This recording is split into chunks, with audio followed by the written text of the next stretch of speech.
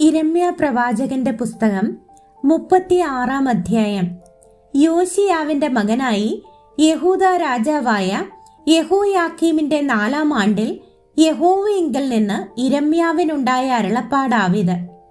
നീ ഒരു പുസ്തകച്ചുരുൾ മേടിച്ച് ഞാൻ യോശിയാവിന്റെ കാലത്ത് നിന്നോട് സംസാരിച്ചു തുടങ്ങിയ നാൾ മുതൽ ഇന്നുവരെയും ഇസ്രായേലിനെയും യഹൂദായെയും സകല ജാതികളെയും കുറിച്ച് ഞാൻ നിന്നോട് അരുളി ചെയ്ത വചനങ്ങളൊക്കെയും അതിൽ എഴുതുക.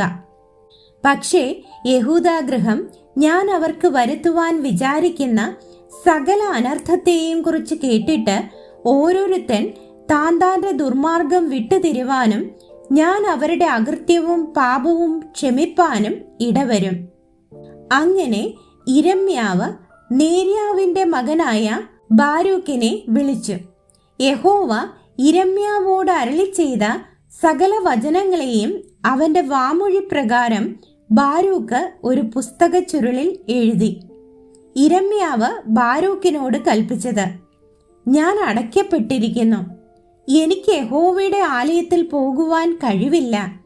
ആകയാൽ നീ ചെന്ന് എന്റെ വാമൊഴി കേട്ട് എഴുതിയ ചുരുളിൽ നിന്ന് യഹോവയുടെ വചനങ്ങളെ യഹോവയുടെ ആലയത്തിൽ ഉപവാസ ദിവസത്തിൽ തന്നെ ജനം കേൾക്കെ വായിക്കാം. അതത് പട്ടണങ്ങളിൽ നിന്ന് വരുന്ന എല്ലാ യഹൂദായും കേൾക്കെ നീ അത് വായിക്കണം. പക്ഷേ അവർ യഹോവയുടെ മുൻപിൽ വീണ് അപേക്ഷിച്ചുകൊണ്ട് ഓരോരുത്തൻ താന്താന്റെ ദുർമാർഗം വിട്ടുതിരിയും. യഹോവ ഈ ജനത്തിന് വിധിച്ചിരിക്കുന്ന കോപവും ക്രോധവും വലിയതല്ലോ. യിരെമ്യാ പ്രവാചകൻ തന്നോട് കൽപ്പിച്ചതുപോലെയൊക്കെയും നേര്യാവിന്റെ മകനായ ബാരൂക്ക് ചെയ്തു. യഹോവയുടെ ആലയത്തിൽ ആ പുസ്തകത്തിൽ നിന്ന് യഹോവയുടെ വചനങ്ങളെ വായിച്ചു കേൾപ്പിച്ചു. യോശിയാവിന്റെ മകനായി യഹൂദ രാജാവായ യഹോയാക്കീമിന്റെ 5-ാം ആണ്ടിൽ 9-ാം മാസത്തിൽ അവർ യെരൂശലേമിലെ സകല ജനത്തിനും യഹൂദ പട്ടണങ്ങളിൽ നിന്ന് യെരൂശലേമിൽ വന്ന സകല ജനത്തിനും യഹോവയുടെ മുൻപാകെ ഒരു ഉപവാസം പ്രസിദ്ധമാക്കി. അപ്പോൾ ബാരൂക്ക് യഹോവയുടെ ആലയത്തിന്റെ പുതിയ വാതിലിന്റെ പ്രവേശനത്തിങ്കൽ മേലത്തെ മുറ്റത്ത് ഷാഫാന്റെ മകനായ ഗെമര്യാ രായസക്കാരന്റെ മുറിയിൽ വെച്ച് ആ പുസ്തകത്തിൽ നിന്ന് യിരെമ്യാവിന്റെ വചനങ്ങളെ സകല ജനത്തെയും വായിച്ചു കേൾപ്പിച്ചു. ഷാഫാന്റെ മകനായ ഗെമര്യാവിന്റെ മകൻ മീഖായാവ് യഹോവയുടെ വചനങ്ങളൊക്കെയും പുസ്തകത്തിൽ നിന്ന് വായിച്ചു കേട്ടപ്പോൾ അവൻ രാജഗൃഹത്തിൽ രായസക്കാരന്റെ മുറിയിൽ ചെന്നു. അവിടെ സകല പ്രഭുക്കന്മാരും ഇരുന്നിരുന്നു. രായസക്കാരൻ എലീശാമായും ഷെമയ്യാവിന്റെ മകൻ ദലായാവും അക്ബോരിന്റെ മകൻ എൽനാഥാനും ഷാഫാന്റെ മകൻ ഗെമര്യാവും ഹനന്യാവിന്റെ മകൻ സിദക്കിയാവും ശേഷം പ്രഭുക്കന്മാരും തന്നെ. ബാരൂക്ക് ജനത്തെ പുസ്തകം വായിച്ചു കേൾപ്പിച്ചപ്പോൾ താൻ കേട്ടിരുന്ന വചനങ്ങളൊക്കെയും മീഖായാവ് അവരോട് പ്രസ്താവിച്ചു. അപ്പോൾ സകല പ്രഭുക്കന്മാരും കൂശിയുടെ മകനായ ശെലെമ്യാവിന്റെ മകനായ നഥന്യാവിന്റെ മകൻ യഹൂദിയെ ബാരൂക്കിന്റെ അടുക്കൽ അയച്ചു. നീ ജനത്തെ വായിച്ചു കേൾപ്പിച്ച പുസ്തകച്ചുരുൾ എടുത്തുകൊണ്ടുവരിക എന്ന് പറയിച്ചു. അങ്ങനെ നേര്യാവിന്റെ മകൻ ബാരൂക്ക് പുസ്തകച്ചുരുൾ എടുത്തുകൊണ്ട് അവരുടെ അടുക്കൽ വന്നു. അവർ അവനോട്, ഇവിടെ ഇരുന്ന് അത് വായിച്ചു കേൾപ്പിക്ക എന്ന് പറഞ്ഞു. ബാരൂക്ക് വായിച്ചു കേൾപ്പിച്ചു. ആ വചനങ്ങളൊക്കെയും കേട്ടപ്പോൾ അവർ ഭയപ്പെട്ട് തമ്മിൽ നോക്കി. ബാരൂക്കിനോട്, ഈ വചനങ്ങളൊക്കെയും ഞങ്ങൾ രാജാവിനെ അറിയിക്കും എന്ന് പറഞ്ഞു. നീ ഈ വചനങ്ങളൊക്കെയും എങ്ങനെയാകുന്നു എഴുതിയത്? അവൻ പറഞ്ഞു തന്നിട്ടോ? ഞങ്ങളോട് പറക എന്ന് അവർ ബാരൂക്കിനോട് ചോദിച്ചു. ബാരൂക്ക് അവരോട്, അവൻ ഈ വചനങ്ങളൊക്കെയും പറഞ്ഞു തന്നു, ഞാൻ മഷി കൊണ്ട് പുസ്തകത്തിൽ എഴുതി എന്നുത്തരം പറഞ്ഞു. അപ്പോൾ പ്രഭുക്കന്മാർ ബാരൂക്കിനോട്, പോയി നീയും യിരെമ്യാവും കൂടെ ഒളിച്ചുകൊള്ളുവിൻ, നിങ്ങൾ ഇന്നയിടത്ത് ഇരിക്കുന്നു എന്ന് ആരും അറിയരുത് എന്ന് പറഞ്ഞു. അനന്തരം അവർ പുസ്തകച്ചുരുൾ രായസക്കാരനായ എലീശാമായുടെ മുറിയിൽ വെച്ചേച്ച് അരമനയിൽ രാജാവിന്റെ അടുക്കൽ ചെന്ന് ആ വചനങ്ങളൊക്കെയും രാജാവിനെ ബോധിപ്പിച്ചു. രാജാവ് ചുരുൾ എടുത്തുകൊണ്ടുവരുവാൻ യഹൂദിയെ അയച്ചു.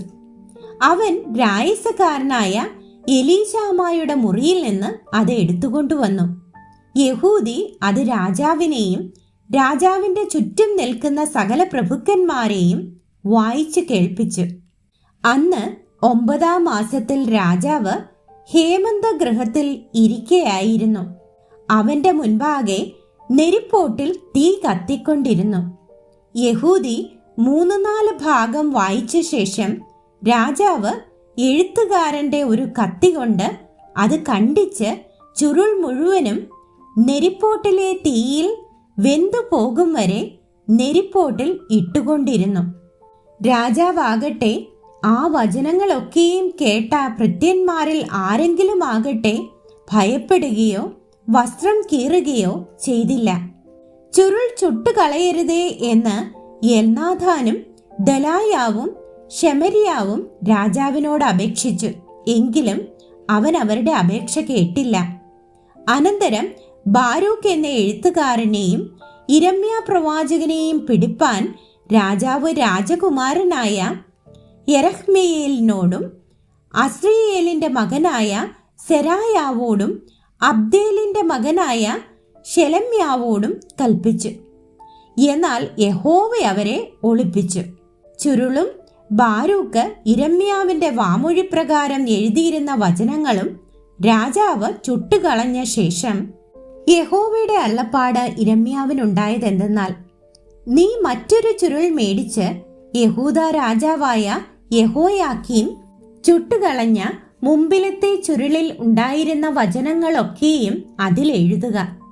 എന്നാൽ യഹൂദ രാജാവായ യഹോയാക്കീമിനോട് നീ പറയേണ്ടത്, യഹോവ ഇപ്രകാരം അരുളി ചെയ്യുന്നു, ബാബേൽ രാജാവ് വന്ന് ഈ ദേശത്തെ നശിപ്പിച്ച് മനുഷ്യനെയും മൃഗത്തെയും മുടിച്ചു കളയും എന്ന് നീ അതിൽ എഴുതിയത് എന്തിന് എന്ന് പറഞ്ഞ് നീ ആ ചുരുൾ ചുട്ടുകളഞ്ഞുവല്ലോ.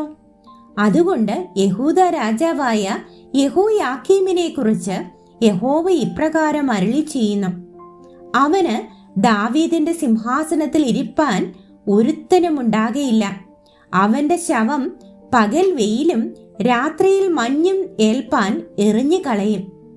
ഞാൻ അവനെയും അവന്റെ സന്തതിയെയും ഭൃത്യന്മാരെയും അവരുടെ അകൃത്യം നിമിത്തം സന്ദർശിക്കും.